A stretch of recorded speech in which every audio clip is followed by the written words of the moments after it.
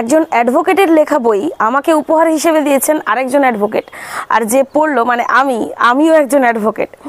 সবচেয়ে উল্লেখযোগ্য বিষয় হলো এই কাহিনীর মূল চরিত্র যিনি, তিনিও একজন অ্যাডভোকেট, মানে পুরো ওকালতিময় জীবন। তো এটুকু শুনেই আমার দর্শকেরা হয়তো এতক্ষণে উৎসাহ হারিয়ে টুক করে অন্য কোনো ভিডিওতে চলেও গিয়েছেন।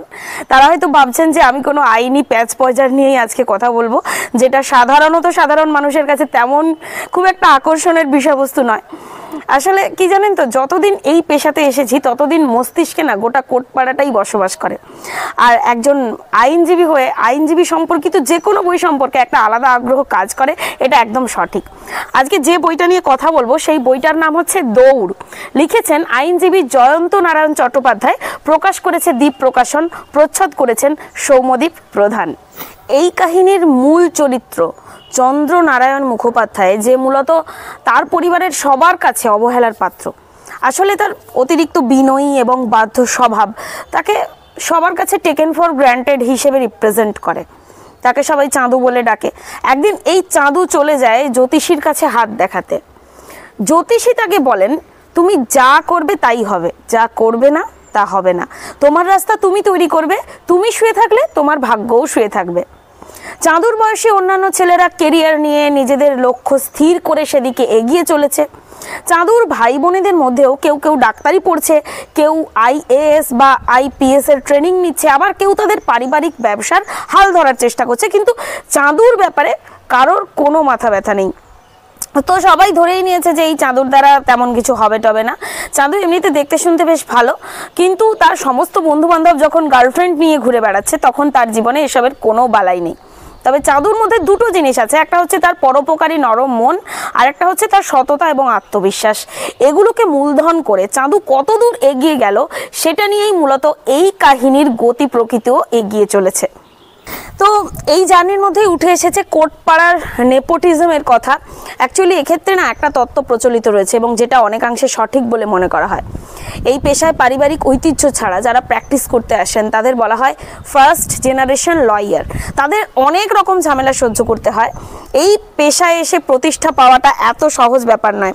তাই আগে থেকেই বাবা কাকারা যদি একটা গদি বা সিংহাসন তৈরি করে দিয়ে যান, তাহলে পরবর্তী প্রজন্মের যে সদস্য কোর্টে যাচ্ছেন তিনি খুব সহজেই এই সিংহাসনের হাল ধরতে পারেন। কিন্তু বংশের মধ্যে যদি কেউ প্রথম প্র্যাকটিস করতে যায়, তার কাছে কিন্তু প্রত্যেকটা মুহূর্তই চ্যালেঞ্জ। তাই এক্ষেত্রে চাঁদু যেহেতু প্রথম তার বংশের অ্যাডভোকেট, তাই তার কাছে এরকম একাধিক চ্যালেঞ্জ এসেছে।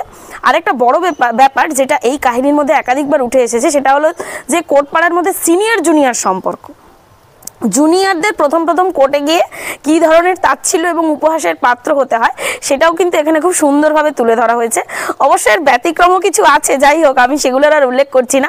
পাশাপাশি উঠে এসেছে বিভিন্ন বিষয়, একাধিক মামলার বিভিন্ন আর্গুমেন্ট এবং আর্গুমেন্টের সূক্ষ্মতম দিকগুলো।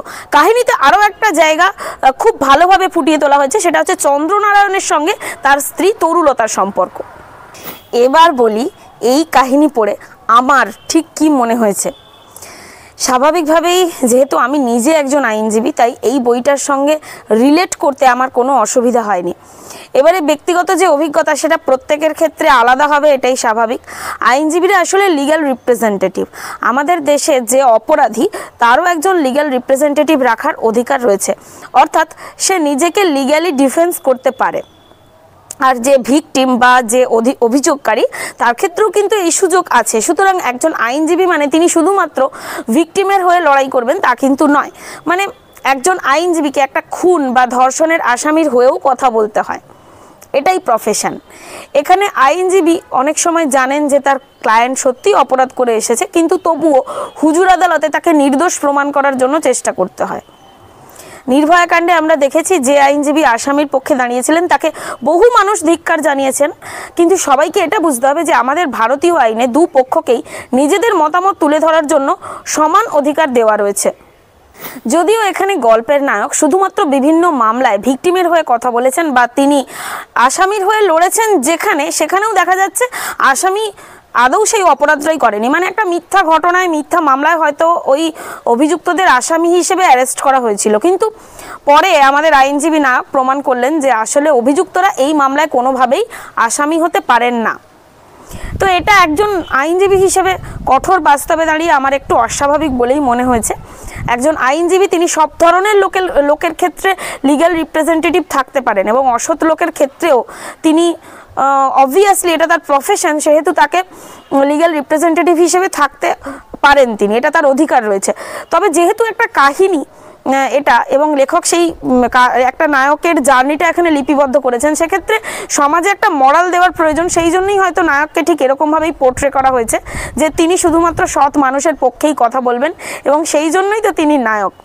এটা যদি আমি একজন পাঠকের দৃষ্টিভঙ্গি দিয়ে দেখি তাহলে বেশ ভালোই লাগবে, কিন্তু যদি আইনজীবী হিসেবে ভাবি তাহলে পেশাগত দিক থেকে দেখতে গেলে আমার মনে হয় না যে সবসময় আমরা এই ক্রাইটেরিয়া মেনে কাজ করতে পারি। বিশেষ করে লোয়ার কোর্টে যারা প্র্যাকটিস করেন তাদের ক্ষেত্রে সবসময় এই ক্রাইটেরিয়াগুলো মেনে কাজ করা হয়তো সম্ভব হয় না। আরও একটা বিষয় যেটা পাঠক হিসেবে আমার একটু অদ্ভুত লেগেছে সেটা হলো একজন আইনজীবীর জার্নিতে ভূতেদের প্রভাব। বিভিন্ন ক্ষেত্রে যারা মারা গিয়েছেন তারা এসে সমস্যার সমাধানের ক্ষেত্রে চন্দ্রনারায়ণ মুখার্জিকে একাধিক ইশারা ইঙ্গিত করে গেছেন। সোজা কথায় বলা যায় রহস্য সমাধানের ক্ষেত্রে ক্লু দিয়ে গেছেন, যেটা কঠোর বাস্তবে দাঁড়িয়ে একজন আইনজীবীর জীবনের সঙ্গে কোনোভাবেই রিলেট করা যায় না। তবে এই অভিযোগের ডিফেন্স লেখক একদম শুরুতেই দিয়ে রেখেছেন। তিনি বলেছেন, গল্পের প্রয়োজনে বেশ কিছু চরিত্র আমি তৈরি করেছি, স্বাভাবিকভাবেই প্রধান চরিত্রগুলোতে একটু অতি নাটকীয়তাও এসে গেছে। তো পাঠক হিসেবে আমার মনে হয় যে এই অতি নাটকীয়তার ফসল হচ্ছে এই ভৌতিক চরিত্রগুলো, যারা যখন তখন আসে আর আইনজীবীকে তার ডেস্টিনেশনে পৌঁছানোর জন্য ছোটোখাটো ইশারা ইঙ্গিত করে দেয়। তবে হ্যাঁ, বইটা পড়তে পড়তে কিন্তু অবশ্যই ভালো লাগবে। আমি এতক্ষণ ধরে যা বললাম সেটা সম্পূর্ণ আমার ব্যক্তিগত অভিমত। আসলে এটা পড়তে গিয়ে আমার যেটা হয়েছে সেটা হলো একজন আইনজীবীর মাথা আর একজন পাঠকের মাথা একে অপরের সঙ্গে লাগাতার যুদ্ধ করে গেছে। যাই হোক, এই ভিডিওটা আপনাদের কেমন লাগলো সেটা অবশ্যই জানাবেন কমেন্টের মাধ্যমে। পরের এপিসোডে আবার নতুন একটা বইয়ের আলোচনা নিয়ে আপনাদের সামনে হাজির হব। ততক্ষণ আপনিও একটা বই পড়ুন। বই প্রেম দীর্ঘজীবী হোক।